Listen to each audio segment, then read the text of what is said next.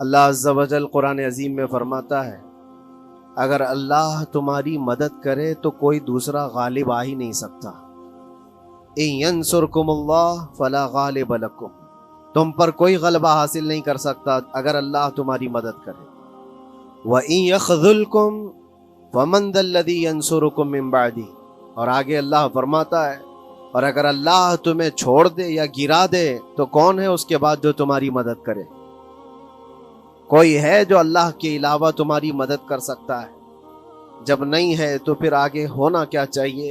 وَعَلَى اللَّهِ فَلْيَتَوَكَّلِ الْمُؤْمِنُونَ، تو مومنوں کو چاہیے کہ وہ صرف اللہ پر بھروسہ کر کے رہیں۔ فتح، نصرت، مدد، یہ سب جو چیزیں ہیں بہت سارے لوگوں کے ذہن و دماغ میں ایسے ہے کہ فوراً آ جانا چاہیے۔ کوئی بھی فتح ہو، کوئی بھی مدد ہو، بغیر تمہارے اسٹرگل کیے ہوئے، بغیر مصیبت اٹھائے ہوئے نہیں ملے گی۔ اگر فتح و نصرت یوں ہی آپ کو روزانہ ملنے لگ جائے تو کیا رسول پاک صلی اللہ تعالیٰ علیہ وسلم مدینہ طیبہ میں بیٹھ کر دعا کرتے تو ساری چیزیں فتح یاب نہیں ہو جاتی؟ آپ صلی اللہ تعالیٰ علیہ وسلم کو بدر میں جانے کی ضرورت کیا پیش آتی؟ احد میں اپنے 70 جوان صحابہ کی شہادت پیش کرنے کی ضرورت کیا پیش آتی؟ اور اسی طرح سے خیبر ہو کہ حنین ہو کہ طائف ہو، کتنی جنگیں ہیں جس میں اپنی جان کی بازی لگائی صحابہ نے۔ سب سے بڑا معرکہ تو کربلا کا دیکھیں آپ، جہاں پورا کا پورا خاندان شہید ہو گیا ہے۔ تو فتح و نصرت بغیر قربانی کے اور بغیر تکلیف کے ایسی ہی آ جائے، آج کے زمانے میں ہم سوچ کر کے بیٹھے، ایسا نہیں ہوتا۔ اسلام زندہ ہوتا ہے ہر کربلا کے بعد، اور اللہ کی مدد آتی ہے، یہ بھی نہیں ہے کہ نہیں آئے گی۔ کچھ لوگ مایوس ہوتے ہیں، کچھ لوگ نروس ہو جاتے ہیں اور بھاگنے پر مجبور ہوتے ہیں۔ یہ امتحانات کی گھڑی ہوتی ہے۔ ایک حدیث پاک میں آپ کو بتاتا ہوں، اللہ کے نبی صلی اللہ تعالیٰ علیہ وسلم ارشاد فرماتے ہیں کہ آخر زمانے میں ایک ایسی عظیم جنگ ہوگی ایمان والوں اور رومیوں کے درمیان، کفار و مشرکین ہیں اور مسلمین ہیں۔ اس کو ملحمۃ الکبریٰ کہا گیا ہے، قیامت سے قریب ہونے والی یہ سب سے بڑی جنگ ہے۔ اسی سے آپ اندازہ لگائیں، اللہ کے حبیب صلی اللہ علیہ وسلم ارشاد فرماتے ہیں کہ اس میں کفار و مشرکین 80 جھنڈوں کے نیچے آئیں گے اور ہر جھنڈے کے نیچے 12,000 کی فوج ہوگی، جو تقریباً حساب کرنے پر 9,60,000 کی فوج بن جاتی ہے۔ اگر وہ مومنین سے مقابلہ کرنے کے لیے اتنی بڑی فوج ایک جگہ جمع ہوتی ہے تو پھر اس جنگ کا اندازہ کریں کتنی بڑی۔ اس کو الملحمۃ الکبریٰ کہا گیا ہے اس لیے کہ اس میں گوشت کے چھیتڑے اڑیں گے۔ ملحمہ جو کہا گیا ہے عربی میں کہ گوشت کے ٹکڑے ٹکڑے دیکھے جائیں گے، اس قدر اس میں جانے جائیں گی۔ اس جنگ کے متعلق جو اللہ کے حبیب صلی اللہ علیہ وسلم نے پیشین گوئی کی ہے، جو پہلے سے خبر دی ہے، وہ کیا ہے؟ فرمایا کہ پہلا دن جب ہوگا مقابلہ کا تو اس میں مسلمانوں کی جماعت میں تعداد کتنی ہوگی یہ تو نہیں بتایا گیا، کفار و مشرکین کے تو بتا ہے کہ 80 جھنڈوں کے نیچے آئیں گے، لیکن مسلمان اور مومنین جو لڑ رہے ہیں ان کی تعداد کا کوئی علم نہیں ہے ہمیں، لیکن یہ پتا ہے کہ ان میں سے 1/3، ایک پوری جماعت کا 1/3 حصہ میدان چھوڑ کر بھاگ جائے گا۔ جنگ میں سے وہ میدان چھوڑ کر بھاگ جائیں گے جب اتنی شدت کی چیز ہو رہی ہو، مصیبت آ گئی ہے، تکلیف آ گئی ہے، 1/3 میدان چھوڑ کر بھاگ جائیں گے۔ اور ان پر کیا فرمایا حضور پاک صلی اللہ علیہ وسلم؟ فرماتے ہیں وہ دنیا کے روئے زمین کے بدترین لوگ ہوں گے، ان کی توبہ بھی قبول نہیں ہوگی، وہ سب سے بدترین لوگ ہوں گے، پیٹھ دکھا کر جو نکل چکے۔ دوسرا مرحلہ آئے گا، دوسرا پڑاؤ، یہ ایک بہت سخت اسٹرگل کرنے والا میدان ہے، مصیبت اٹھا رہے ہیں، مشقت اٹھا رہے ہیں۔ دوسرا دن ایسا ہوگا کہ مومنین کی جماعت کا 1/3، 1/3 حصہ شہید ہو جائیں، قتل ہو جائیں گے۔ سوچو یہ بہت بڑی بات ہے۔ یہ دونوں چیزوں پر میں آج آپ سے گفتگو کرنا چاہتا ہوں۔ 1/3 حصہ میدان چھوڑ کر بھاگ جا رہا ہے، اور 1/3 حصہ قتل ہو گیا، شہید ہو گئے، بچے کتنے ہیں؟ 1/3، لاسٹ میں 1/3 حصہ بچا ہے، یعنی ایک میں اگر 3 پارٹ کریں تو 2 پارٹ تو ختم ہو گئے، 1 پارٹ بچا ہے۔ اور اللہ کے نبی صلی اللہ علیہ وسلم فرماتے ہیں اللہ رب العزت اس آخری 1/3 حصے کو فتح مبین عطا فرمائے گا۔ فتح تو ہے ان کی، فتح ہوگی ان کی، لیکن جو حصہ بچا ہوگا وہ آخر کا 1/3 حصہ ہوگا۔ اب اس پر مجھے عرض یہ کرنا ہے، مومنوں کو اگر فتح دیکھنا ہے، اللہ کی نصرت اور مدد دیکھنی ہے، تو یہ 2 چیزیں تو برداشت کرنی پڑیں گی۔ کون سی؟ پہلی چیز اپنوں کا چھوڑ کر بھاگ جانا، اور دوسرا اپنوں کا اپنے سامنے مر جانا۔ یہ دونوں چیزیں ہمیں دیکھنا پڑے گا۔ بہت سارے ایسے ہوں گے جو چھوڑ کر جا چکے ہوں گے، دامن چھڑا رہے ہوں گے، بھاگ چکے ہوں گے، اور کچھ وہ ہوں گے جو لڑتے لڑتے اپنی جان دے چکے ہوں گے۔ یہ دونوں بھی بہت سخت مسئلے ہیں میرے عزیزو، انسان کو یہ پگھلا دیتی ہیں چیزیں۔ اگر آپ کو ایسا لگے کہ میرے اپنے جاننے والے لوگوں میں سے کچھ لوگ مجھے چھوڑ کر بھاگ جا رہے ہیں، تو یہی انسان ٹوٹ جاتا ہے، اس کے دل کی کیفیت بدلنے لگ جاتی ہے، وہ پھر مایوسی کا شکار ہونے لگتا ہے۔ میری جماعت میں 100 لوگ تھے، 90 تو بھاگ رہے ہیں، 10 کیا کریں گے؟ اس کا اندر سے جو عزم تھا، حوصلہ تھا، وہ ڈاواں ڈول ہونے لگ جاتا ہے۔ اپنوں کا چھوڑنا یہ بہت بڑی آزمائش ہوتی ہے، وہ کسی بھی میدان میں آپ دیکھ لیں، کسی بھی میدان میں اپنے لوگ اگر چھوڑ دیتے ہیں تو یہ اس کے لیے آزمائش ہے بہت بڑی۔ اور دوسری آزمائش تو یہ ہے، بچے آدھے تھے، اس میں سے تو آدھے انتقال کر گئے۔ کبھی میرا عزیز دوست، کبھی میرا عزیز مشورہ دینے والا مشیر، کبھی بہت زیادہ مجھے سپورٹ کرنے والا، ایسے لوگ جب انتقال کرنے لگ جائیں تب پھر آدمی پھر ٹوٹ جاتا ہے۔ کچھ تو بھاگ گئے اور کچھ تو قتل ہو گئے، میں کیا کروں گا؟ میرے عزیزو، جو آخر میں بچنے والے لوگ جو ہوتے ہیں نا، وہ معمولی نہیں ہیں، وہ اللہ کی ذات پر سب سے زیادہ توکل کرنے والے لوگ ہیں، ان کو کوئی چیز ہٹا نہیں سکتی۔ اپنوں کی بے وفائی بھی ان کے قدموں میں لرزہ نہیں لاتی، اور اپنوں کا انتقال ہو جانا بھی ان کے حوصلوں کو نہیں توڑتا، تبھی جا کر کے اللہ تعالیٰ انہیں فتح مبین عطا فرماتا ہے۔ اور یہ چیز ملحمت الکبریٰ میں دیکھی جانے والی تھی، دیکھی جانے والی تھی، جو قیامت کے قریب ہونے والی جنگ ہے۔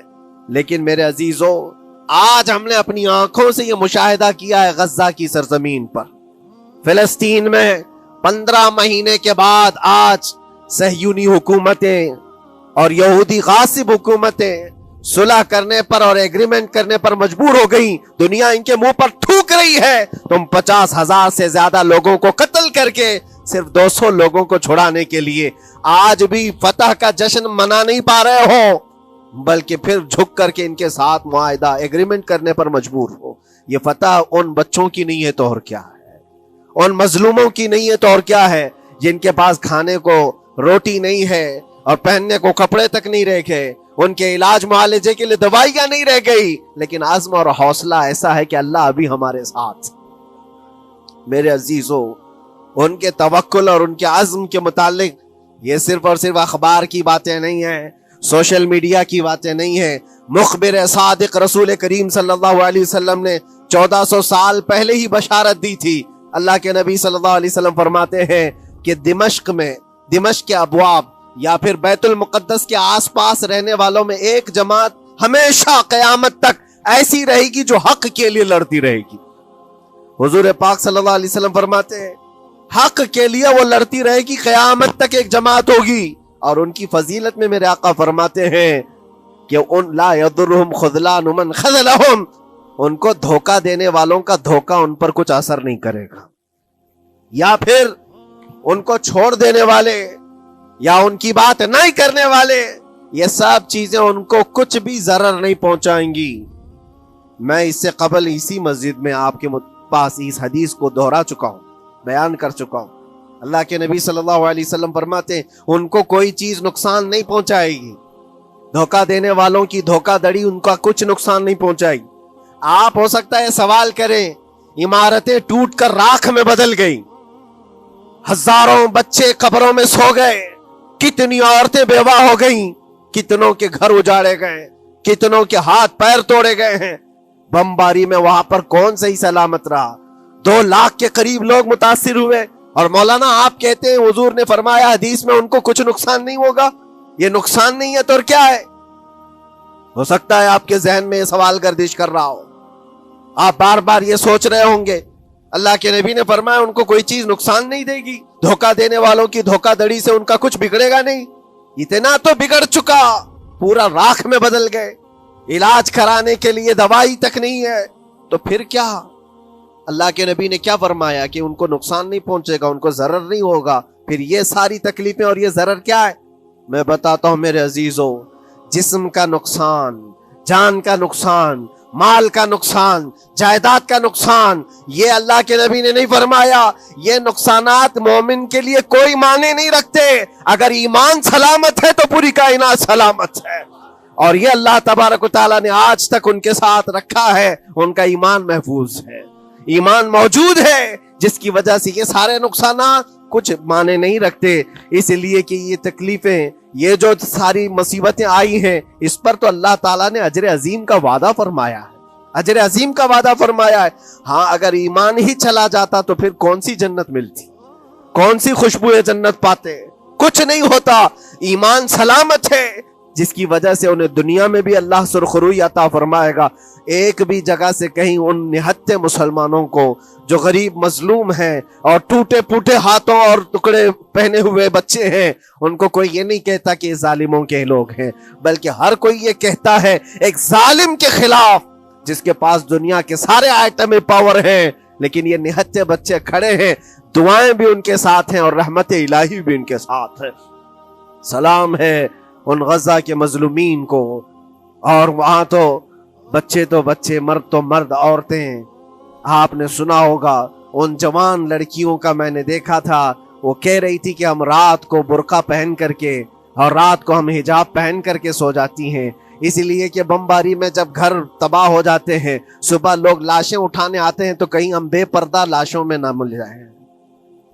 سلام ان بہنوں کو، آج وہ عورتیں سبق لیں ان سے جن کو اللہ نے ہر طرح کی نعمتیں دی ہے۔ تمہارے گھر میں جائیداد بے پناہ ہے، مال و دولت بے پناہ ہے، کپڑے روز بدلنے کے لیے تمہارے پاس ہیں، سب رکھ کر کے تم عورتوں کو آج ہم بازاروں میں جو بے پردہ دیکھتے ہیں، یہ شادی محلات میں ہر جگہ جو عورتوں کی بے حیائی اور بے پردگی دیکھ کر پھر میں سوچتا ہوں سلام ان بہنوں کو جو موت کی رات بھی حجاب ہٹانا نہیں چاہتی، اس لیے کہ دنیا سے جائیں تو اللہ کی بارگاہ میں حجاب کے ساتھ جائیں۔ یہ ایمان ہو تو پھر اللہ تبارک و تعالیٰ کی مدد بھی آتی ہے، نصرت الہی آتی ہے۔ مجھے بتاؤ میرے عزیزو، 50,000 کا خون کر دینے والا وہ ظالم اور غاصب اسرائیل، وہ اپنے 200 قیدیوں کو چھڑا کیوں نہیں سکا؟ وہ حاصل کیوں نہیں کر سکا 200 لوگوں کو؟ بلکہ ان میں سے 5 لوگوں کو کیوں نہیں حاصل کر سکا؟ 50,000 کو قتل کر ڈالا، اور وہ بھی سیویلینز کو، شہریوں کو، جن سے تمہارا مقابلہ ہے، ان کی موت کی تو کوئی خبر ہی نہیں آتی۔ جو تم سے برسر پیکار ہیں، جو لڑ رہے ہیں، ان کے موت کی خبر نہیں آتی۔ بچوں کی موت، عورتوں کی موت، ہاسپٹل میں موت، یہ سارا جو ناچ دیکھا گیا ہے 15 مہینے سے ہم دیکھتے آئے، لیکن افسوس اس بات کا ہے میرے عزیزو، اللہ کا عذاب ان ظالم بادشاہوں پر بھی آئے گا جو ان کی موتوں پر دیکھ کر تماشے کر رہے ہیں۔ وہ اپنی عیاشیوں میں مصروف ہیں، وہ اپنے عیش قدوں میں شراب نوشی اور کباب خوری پر مصروف ہیں، اور ان بچوں کی تڑپتی ہوئی لاشوں پر وہ اپنی کرسیاں سجائے بیٹھے ہیں۔ وہ عرب کے ظالم بادشاہ کہاں ہیں جن کے گھروں میں سونے کے ٹوائلٹ بنائے گئے ہوں، جو سونے کی کرسی پر بیٹھ کر کے حکومت اور تخت بچھاتے ہوں؟ میرے عزیزو، ان کی بھی پکڑ آنے والی ہے، آپ انتظار کرو، کیونکہ اللہ تعالیٰ قرآن میں فرماتا ہے وَسَيَعْلَمُ الَّذِينَ ظَلَمُوا أَيَّ مُنْقَلَبٍ يَنْقَلِبُونَ، ان قریب ظلم کرنے والے یہ پہچان لیں گے کہ اللہ ان کو کس پلٹی میں گرائے گا، وہ کس پلٹی میں، کس کھائی میں جا کر کے گریں گے۔ اندازہ کرو، ظالم صرف وہی نہیں ہے جو بمباری کرتا ہے اور قتل عام کرتا ہے، ظالم وہ بھی ہے جو تماشائی بن کر کے لوگوں کا سپورٹ کرتا ہے، ان لوگوں کو سراہتا ہے جو ظلم کر رہے ہیں۔ افسوس کا مقام ہے، وہ چیختے رہ گئے، چلاتے رہ گئے، اور پھر اخیر میں وہ بچوں نے پکار کر کے یہ بھی کہا ہمیں کسی جگہ سے مدد کی امید نہیں ہے، نہ ہمارے پڑوسی ملک سے، نہ کسی بہت بڑے مسلم بادشاہ سے۔ ہمیں امید ہے فتح کی اور مدد کی تو پروردگار عالم سے ہے۔ اور یقیناً مومنوں کے لیے اللہ نے یہی فرمایا وَعَلَى اللَّهِ فَلْيَتَوَكَّلِ الْمُؤْمِنُونَ، اور مومنوں کو چاہیے کہ صرف اللہ ہی پر بھروسہ کریں۔ میں نے دیکھا ہے میرے عزیزوں، یہ دنیا صرف اور صرف لالی پاپ پکڑا سکتی ہے تمہیں، ان کے ہاں مدد کی کوئی گنجائش نہیں ہے۔ یہ ہمارے ساتھ کھیلتے ہیں، ان کے دلوں کے اندر سے رحم غائب ہے۔ یہ بچوں کی تڑپتی ہوئی لاشوں کو دیکھ کر کوئی آواز تک نہیں اٹھاتا، جو آواز اٹھانے والا اس کو کیس کر کے بند کر ڈالیں گے۔ جو بھی اگر مظلوموں کے لیے آواز اٹھائے، ان کا پرچم لہرائے، تو کتنے تو یہاں پر FIR ہو گئے، بند کر دیے گئے۔ کیوں؟ مظلوموں کے لیے آواز اٹھانا کیا یہ ہمارا رائٹ نہیں ہے، ہمارا حق نہیں ہے؟ تم ظالموں کے لیے علل اعلان بات کر سکتے ہو، ہم مظلوموں کی بات بھی نہیں کر سکتے؟ کیسی بات ہے میرے عزیزو؟ ہم جس دنیا میں جی رہے، اسی لیے میں آپ سے کہتا ہوں اٹھو وہ گر نہ حشر نہ ہوگا پھر کبھی، دوڑو کہ زمانہ چھال اپنی چل گیا، قوت عشق سے ہر پست کو بالا کر دو، دہر میں نام محمد سے اجالا کر دو۔ تمہارے پاس طاقت و قوت نام کی کوئی چیز ہے تو وہ ایمانی طاقت ہے، باقی کوئی چیز، کوئی طاقت و قوت تمہاری مدد نہیں کرے گی۔ وہ قوت ایمانی ہے جو بدر میں صحابہ کے ساتھ تھی، وہ قوت ایمانی ہے جو احد میں بھی صحابہ کے ساتھ تھی، وہ ایمانی طاقت و قوت کا جوش ہی ہے جو 4000 ہوتے تو 40,000 پہ بھاری ہوا کرتے تھے، وہ ایمانی طاقت و قوت ہی ہے جس پہ اللہ کی مدد اور نصرت آتی ہے۔ آج مومنو، آپ سب سے زیادہ اللہ پر توکل کرو، اللہ پر بھروسہ کرو۔ میں نے دیکھا ہے میرے اپنے معاملات میں 8 مہینے تک میں سٹرگل کرتا رہا، پل پل دیکھتا رہا، اور ایسی زمین پر مجھے لٹایا جاتا جہاں فرشی بھی نہیں ہے، پتھروں کی زمین پر لیٹ لیٹ کر کے ہماری کمر ٹوٹنے پر آتی۔ اس وقت لوگ یہ کہتے فلاں کی طرف سے مدد آ جائے گی، فلاں کی طرف سے مدد آ جائے گی، ہم نے یہ لائن بھی لگا دی ہے، یہ سورس بھی لگا دیا ہے، ہر طرف دیکھتا رہا۔ آخر میں پھر یقین ہوا مدد کہیں سے نہیں، میرے پروردگار سے ہی آئے گی۔ اللہ ہی مدد کرتا ہے مومنوں کی، بس یہ ہے کہ صبر ضروری ہے اور تھوڑی مصیبت اٹھانا ضروری ہے، اس لیے کہ مزاج ہے اسلام کا، اسلام زندہ ہوتا ہے ہر کربلا کے بعد۔ اپنی قربانیاں دو اور قربانیاں ضائع نہیں ہوتی، رنگ لائیں گی، ہماری شہادتیں رنگ لائیں گی، ان بچوں کی شہادتیں رائے گاہ نہیں جائیں گی جو 40,000 کے قریب شہید ہو چکے ہیں، وہ رنگ لائے گی۔ فتح بیت المقدس کے لیے ان کی قربانیاں، ان کی شہادتیں ایک عظیم باب بن کر کے نکلیں گی، ایک عظیم دروازہ بن کر کے نکلیں گی۔ آپ انتظار کرنا، وہ دن قریب آ رہا ہے جس کے متعلق میرے مصطفیٰ نے بشارتیں دی ہیں۔ ایک وقت وہ آئے گا جب امام مہدی کا ظہور ہوگا اور صرف پرچم اسلام لہرائے گا، وہ دن آئے گا، یہ قربانیاں ضائع نہیں جائیں گی میرے عزیزوں۔ اور اللہ کریم نے قرآن میں فرمایا، آپ لوگ ڈرتے ہوں گے مولانا پھر سے یہ ساری چیزیں بول رہے ہیں، ان کو برا لگے گا، ان کو برا لگے گا، بہتوں کو برا لگے گا، یہ میری بات نہیں، قرآن کہتا ہے وَلَوْ كَرِهَ الْكَافِرُونَ وَلَوْ كَرِهَ الْمُشْرِكُونَ۔ اللہ قرآن میں فرماتا ہے یریدون لیطفئوا نور اللہ بافواہہم، لوگ تو چاہتے ہیں اللہ کے چراغ کو اپنے منہ کے پھونکوں سے بجھا دیں، اللہ کے چراغ کو اپنے منہ کے پھونکوں سے بجھا دیں۔ اللہ کا چراغ اسلام ہے، اللہ کا چراغ یہ قرآن ہے، اللہ کا چراغ رسول پاک کی ذات ہے، اور ظالم یہ چاہتے ہیں اپنے منہ کے پھونکوں سے اس چراغ کو بجھا دے۔ اور قرآن کہتے ہیں واللہ متم نورہ، اللہ تعالیٰ اپنے نور کو، اپنے چراغ کو مکمل کر کے رہے گا اور پوری دنیا میں غالب آ کر رہے گا۔ آخر میں یہ جملہ اللہ نے فرمایا، اگرچہ کافر یہ بات ناپسند کرتے ہوں، اگرچہ مشرک یہ بات ناپسند کرتے ہوں، میں نہیں کہہ رہا، اللہ کہہ رہا ہے یہ بات تو بری لگے گی ہی۔ ایسا کیوں بولتے ہیں؟ اس لیے کہ یہ ہونے والا ہے جو قرآن نے کہا۔ یاد رکھو، زمین اوپر جا سکتی ہے، آسمان نیچے آ سکتا ہے، لیکن میرے رب کا فرمان کبھی ٹل نہیں سکتا۔ جو قرآن نے کہا ہے وہ ہو کر رہے گا، اور اسی پر ایمان ہم سب مومنوں کی شان ہے، ہم سب مومنوں کی شان ہے۔ بس آپ کے لیے ذمہ داری یہ ہے، آؤ ان برائیوں کی وادیوں سے جس میں پڑے ہوئے ہو، نوجوانوں سے میں گزارش کرتا ہوں تمہاری نمازوں کا حساب کر لو، تمہارے اپنے اعمال کا حساب کر لو۔ اللہ کی مدد کو پکارتے ہو تو یقیناً اپنے چہرے صاف تو کر لو، اپنے دلوں کو پاک تو کر لو، اپنے اعمال، اپنی پیشانیوں کو مسجدوں کے سجدوں سے سجا تو لو۔ پھر مانگنے میں تمہیں ایک مزہ بھی آئے، ایک لطف بھی آئے، رحمان کی بارگاہ میں ہاتھ اٹھائیں تو آپ کو لطف بھی آئے، اپنے لیے بھی اور مظلومین کے لیے بھی مانگنے میں مزہ تو آئے۔ لیکن جب آج ہاتھ اٹھاتے ہیں تو پھر یہ دل میں بات آتی ہے، فجر تو قضا کر کے سویا تھا، عشاء تو پڑھا نہیں تھا، اور میرے حالات یہ ہیں، حرام کھایا ہوا ہے، کسی کا مال غصب کیا ہوا ہے، ان تمام معاملات کو لے کر کس طرح سے ہاتھ اٹھاؤ گے اللہ کی بارگاہ میں؟